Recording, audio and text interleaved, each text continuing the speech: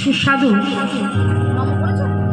তার যে কেমন স্বাদ, কি অপূর্ব স্বাদ, সে আমি আপনাকে বোঝাতে পারছি না।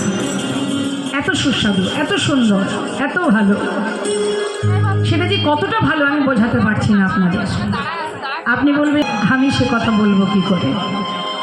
তাহলে যার কথা ভগবান যত লীলা করেছেন তার পাশে থেকে যে সকল মহাজন পদাবলী লিপিবদ্ধ করেছেন তানারা বলছেন ভজন হলো না, সাধন হলো না, আমার ভক্তি হলো না, রতি হলো না, মতি হলো না।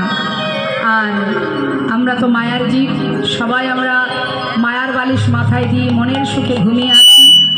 আমরা কি করে সেই অপ্রাকৃত ভজন সাধন, অপ্রাকৃত সেই আধ্যাত্মিক লীলা বর্ণনা করব যা চোখেই কখনো দেখিনি? তথাপি শাস্ত্রে বললেন সাধুগুরু বৈষ্ণবের কৃপা যদি থাকে তাহলে অসাধ্য সাধন করা যায়।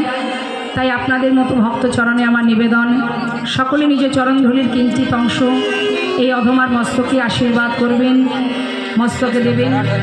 আপনাদের মতো ভক্ত চরণধূলি মাথায় নিয়ে তবে এই দুটো হরি কথা আমি বলতে পারব। জয় রাধে রাধেশ্বর। লীলা পরিবেশনে ভুল ত্রুটি হলে সন্তান জ্ঞানী সকলে তিনি ভক্তকে মাথায় করে রেখেছেন, সবার ঊর্ধ্বে না ভক্ত। তাই সেই ভক্ত আপনারা, গৌর প্রিয়, কৃষ্ণ প্রিয়।